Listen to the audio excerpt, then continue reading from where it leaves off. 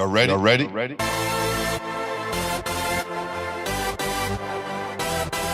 Yes. You have just stepped out into the world of chaos. Where everybody goes hard. Come on. Go hard. Go hard. Go hard. Go hard. Go hard. Go hard. Go hard. Or go home. Never back down. You gotta hold your own. Go hard. Go hard. Go hard. Go hard. Go hard. Go hard. Go hard. East Coast. Go hard. West Coast. Go hard. Midwest. Go hard. Dirty. Hurry up, everybody. Get online, buy your tickets, cause the game about to start. Because the first time I met you, officially met you, 1986, Glen Falls. Okay, Right? Special year for you guys. You and Paco walking down the hall, and you guys say, "What's up, Glenn? Good luck on the game later." And I turned around, I was like, "Oh shit, Paco and his dad know my name, like they knew who I was." And I was just arriving then, you know what I mean? Like my junior year. Yeah. And we was up at Glen Falls, and I think that night we were gonna play Malloy the first night. And always heard about you, knew who Paco was, but that was my first time seeing you guys together. All right? So, I wanna ask you, who introduced you to the game? I was taught how to play from, his name was Don Brinster. That was my outside coach. And he took me from baseball, and we played basketball during the winter. So he kept our team together. And we always played basketball during the winter, baseball during the summer. And we always won every tournament we played. We had that fire. You know, we built a fire amongst ourselves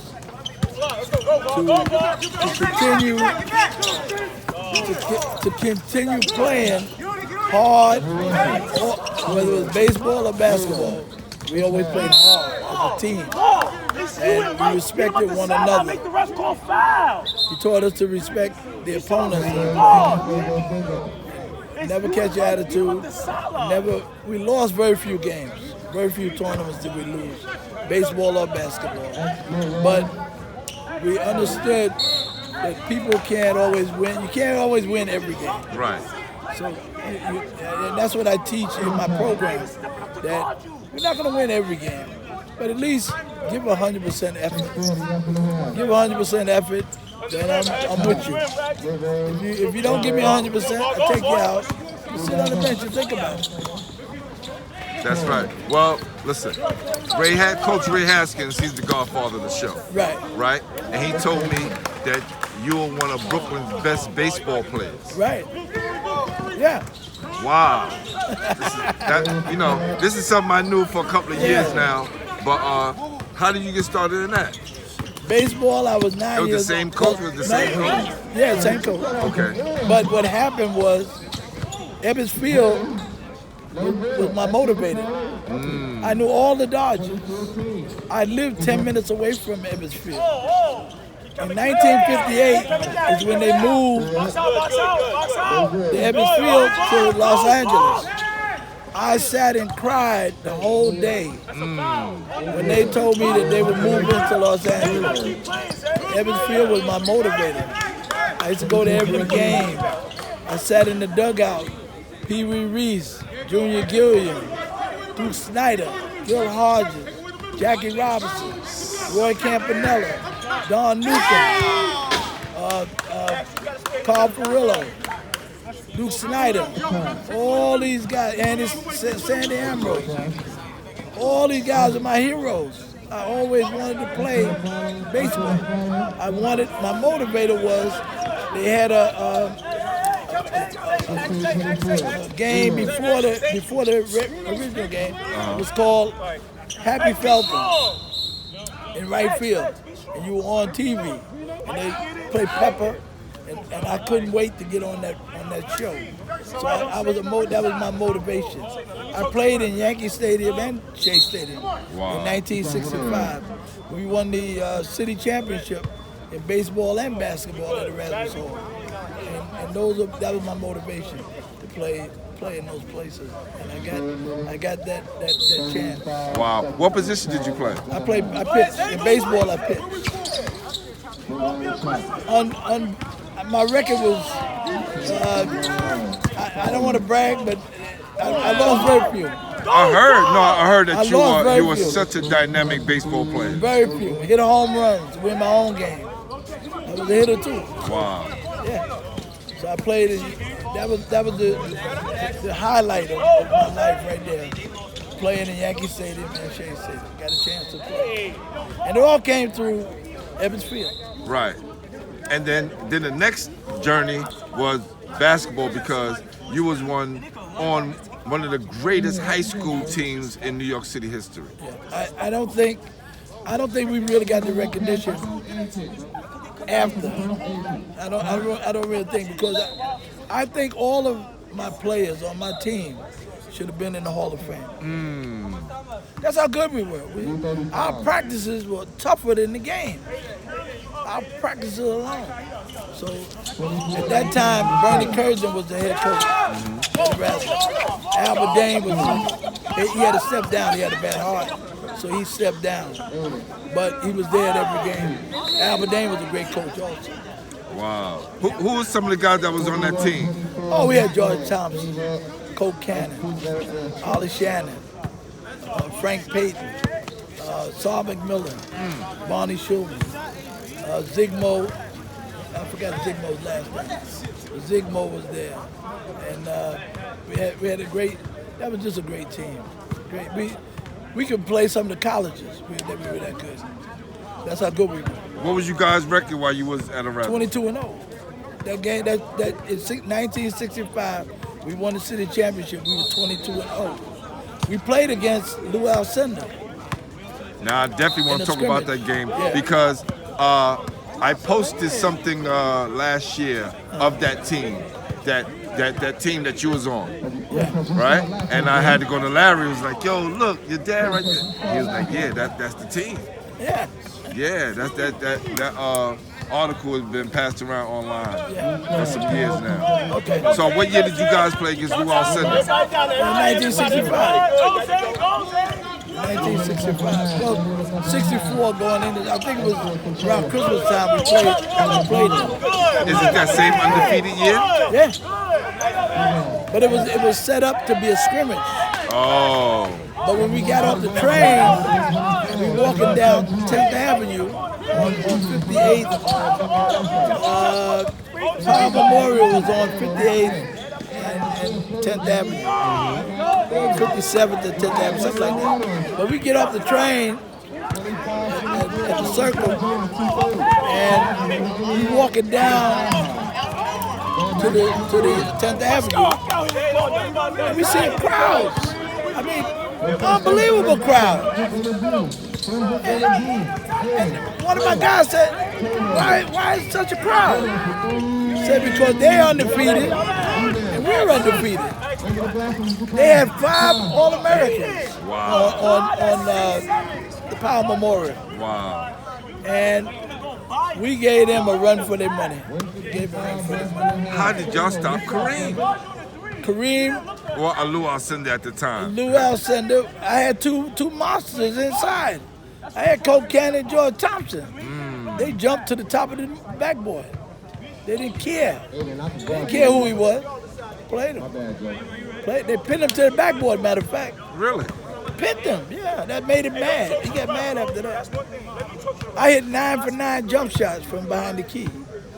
It wasn't no three-pointers back then, yes. But I hit 9 for 9 because they pressed 2-2-1. And what I did, I got past the first line, next line, and then I'm looking at Alcindor. But I took one bounce, a fake dribble, like I'm going further. And he backed up? Backed up behind the key. I hit 9 for 9 jump shots. The coach from Power Memorial said he never seen a high school kid shoot like that. So, you guys being such a dominant team at that time, Were any of you guys highly recruited? Did all you guys go and play Yeah, they all. basketball, I college couldn't go. basketball? I couldn't go out of town. I had 5 or 6 offers to go. I was going to go to Tulsa, and my mother took ill, so I didn't want to leave my mother from the city. That was just down in Texas, so I didn't want to leave my mother like that and go away. And she was ill, so I stayed here. I went to the Borough of Manhattan Community College. Dolly King was the coach there Oh, okay. at Borough of Manhattan Community College. And you played there? I played there. Then I stayed there 2 years, but then I started a family, and that was the end of that career. Basketball, baseball. I had to take care of my family. Right. But what you did do, you started working out kids in 92 Park and coaching them and giving back to the neighborhood in that way. And this has been your legacy for almost 50 years now? What made you want to go back and start to coach and train kids? Because I was a star back in my day. I had my star day. So I always knew I could always, kids always come to me. I gravitate to kids. They always come to me and want advice.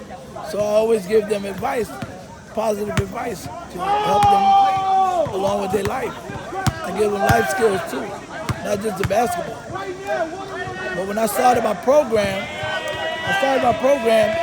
and my goal was for them to go to college, come out and be productive young individuals. And that's what God bless.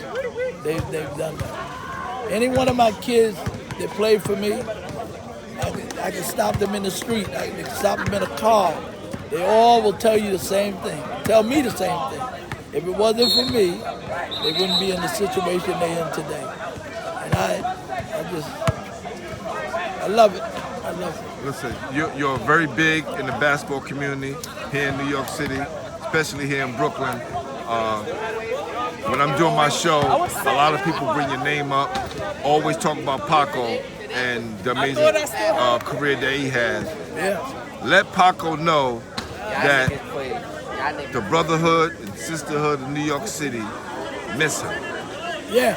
And he's always welcome to come on the show. I'll meet him at a park, sit down and kick it with him, because I talk to a lot of people.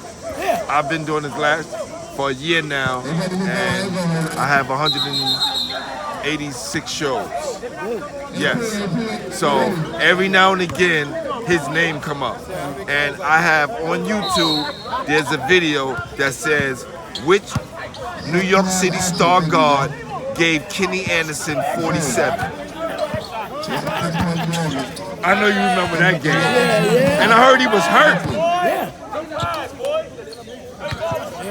Kenny said that was his coming out party because Paco was the best guard in the city, and the fact that he did well against Paco, he knew that he had a future in being a next star player. Yeah. So that Kenny, was a big up to I saw Paco. Kenny playing when he was 11 years old. He stopped me one day. We were in St. Thomas Aquinas. We were playing in CYO. And he said, Coach Screen, how you doing? I said, I'm good. He said, I want you to coach me. I said, Kenny, come on, you got Vincent Smith. Vincent Smith is a good friend of mine. I can't take you to that. That's something I never have done. I never steal someone else's players. I always build my own players. When I go into a tournament, I always have my players. Right. That's who I want to be in the fight with. When we fight in the game, I want my guys. I don't want someone else. Don't send me no players, but I'm not gonna take them. Yeah, Kenny said he needed to come out into Brooklyn because Vincent was saying he needed to go other places to play. Yeah. So maybe he was reaching out to you Yeah. because he needed to play in Brooklyn to test his skills. Touch your skill, yeah. But Kenny was good at 11. Yeah. I saw it at 11. Young man, come here. Introduce yourself Put your hands up. Put your hands up. My name is Ayer. And you Your whole play for name. Coach Green, right? I play for Coach Green. Okay. What does Coach Green mean to you and some of the things that he's taught you? Taught me like to be tough. Cause in practice, he don't really call fouls because he wants you to get used to it in games. So he wants us to be tough. He wants us to be smart with the ball. And I hear you have a 90 average. Yeah, I have a 90 average. What's your favorite subject? I don't have a favorite subject. You dominate them all, huh? Yeah. Listen, you have a great man right here, mentor. Listen to him, all right? And what you're doing, all right? He's done helped a lot of players out here. And when I was young, coming up, just to him knowing my name meant something to me. All right?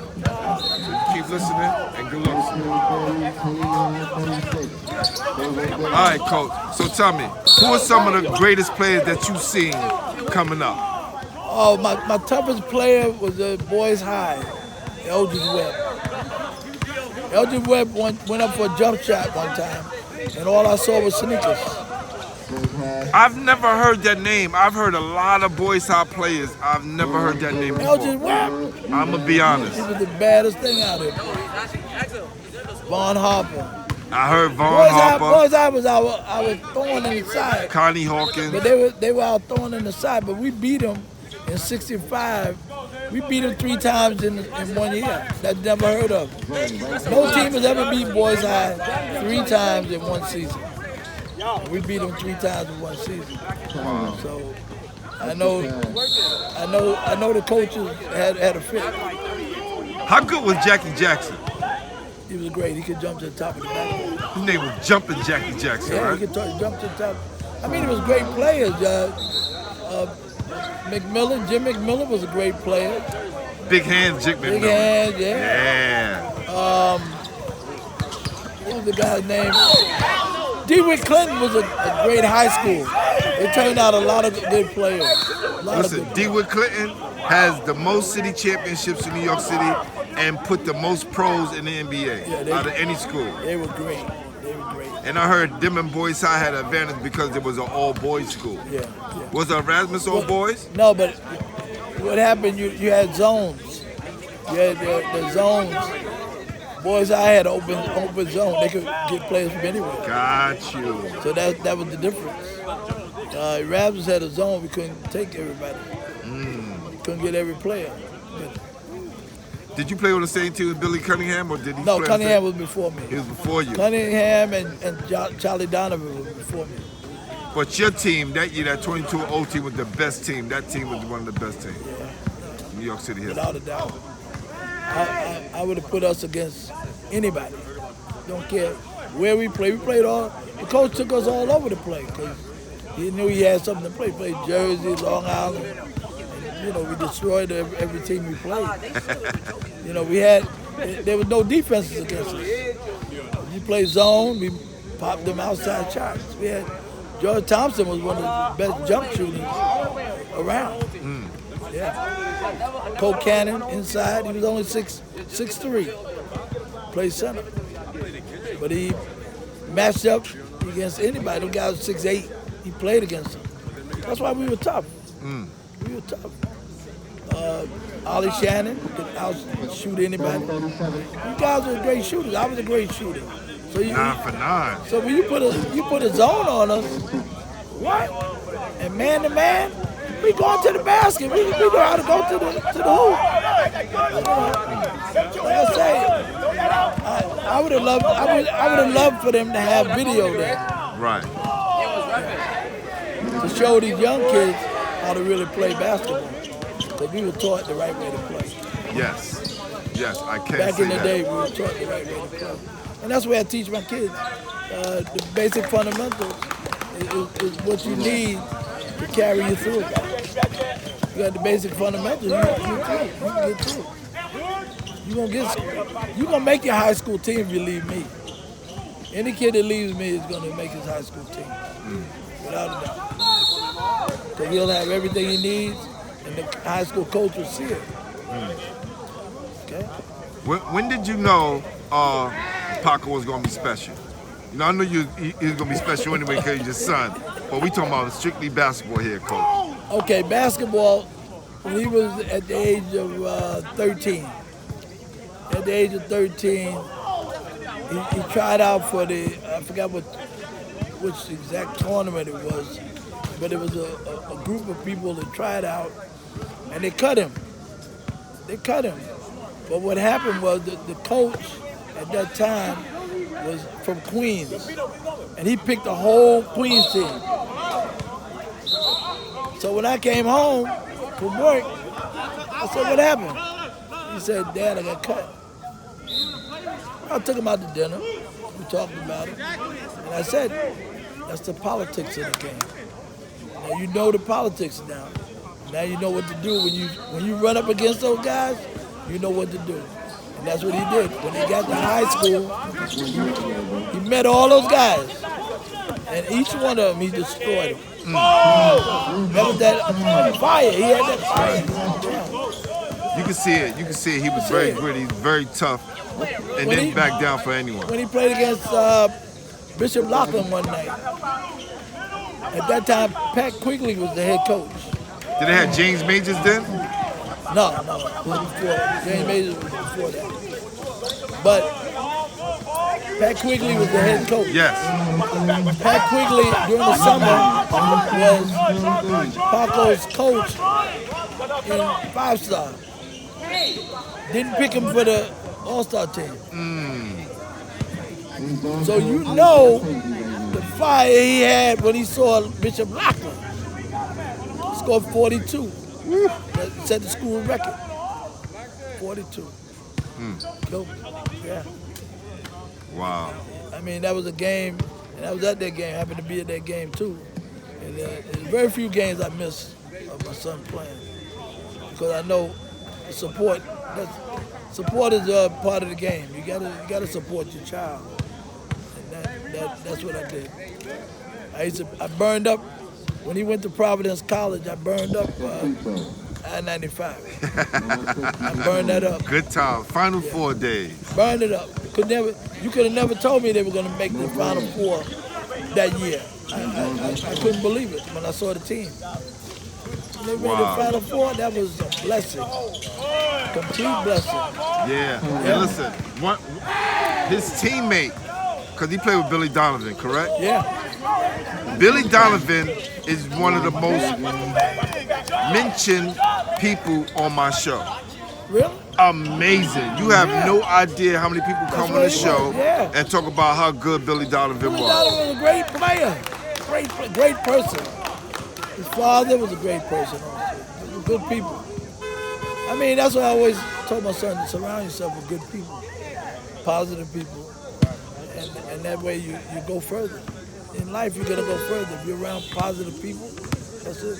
You stay away from the negative. Stay with people that are positive. That's like right. you a positive guy. Yeah. That's why I knew your name. That's right. And your other son has been my best friend since college. So, you know, we went to Philly Dixon together. But when and I see you, yeah, I light up, because you were a real player. You wasn't no guy, and you were a gentleman all the time. Every time I saw you, you played the game hard, you understood the game, you go far with that. Yeah, Bobby Harstein told us that, you know, that was the only way we knew. That's right. You had a great coach there. Yeah. Bobby Harstein was a very nice guy. Yeah. Very nice. Yeah. Well, Coach, last thing before we leave. Okay. All right? 2 more. Lloyd Daniels. When was the youngest you've seen Lloyd Daniels play? When he was 13.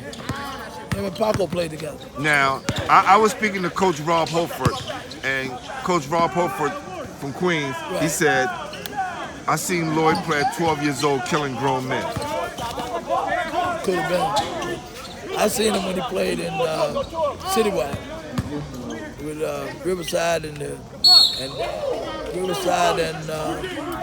Gauchos. He played with the Gauchos at that time. But him and Paco broke up when the Gauchos thought Paco was disloyal because he went on a trip with Riverside. Yes. But he went on a trip with Riverside because his father and mother gave him permission to go. That's right. And that's my child. So it wasn't nothing. Lou Dalmeda, he just sat there when the coach said, well, he's disloyal. I shook my head. I said, you're not disloyal. I told my son, I said, you're not disloyal. Your father and mother gave you permission. You weren't doing anything at that time. And the coach called up and asked, could you go? And I said, yes. If his mother gives him permission, you can go. All the schoolwork was up to par. And he was out of school. And it was it was a big vacation time. So we went on the trip. It wasn't a big deal to me. And at that time, his skill set was far superior to everybody else at that time? I seen them at Long Island All-Star game. And Paco and Lloyd put on the show. They destroyed the team. Destroyed them. Two men, they never seen two guys destroy them like that. That's right. That's right. What do you think about your thoughts on AAU? And is it helping or hurting our kids? No, I never joined AAU. I always wanted to play my guys against AAU because it's good competition. Some of the games are good competition, but some of the games, the age group that age barrier is too bad. There's too much leniency with older guys. They get to reclass back and be older. Yeah. The kids they playing against. Yeah, they're playing against reclass players, and they're older. I don't like that. If you're 12, you should be playing with 12. Right. If you're 13, you should be playing with 13. That's the way I feel. Solid. Yeah. All right, Coach. Top 5 players in New York City history. Oh, now you put me on the spot. But New York always had the best players. Top 100, they always had at least 40 top players. So I would say top 5. Lou Alcindor, George Thompson, Cole Cannon. I don't want to say myself, but I picked 2 of my guys, Jimmy McMillan, and I pick a guy from the Bronx, Mike Swicer. Yeah, those are the guys. Nice. I appreciate you, Coach. That's my top 5. Thank you for everything you do. Oh, come on, man. Without a doubt. You the top guy, man. And that's a beautiful thing you're doing. Yes, definitely. And what I'll do is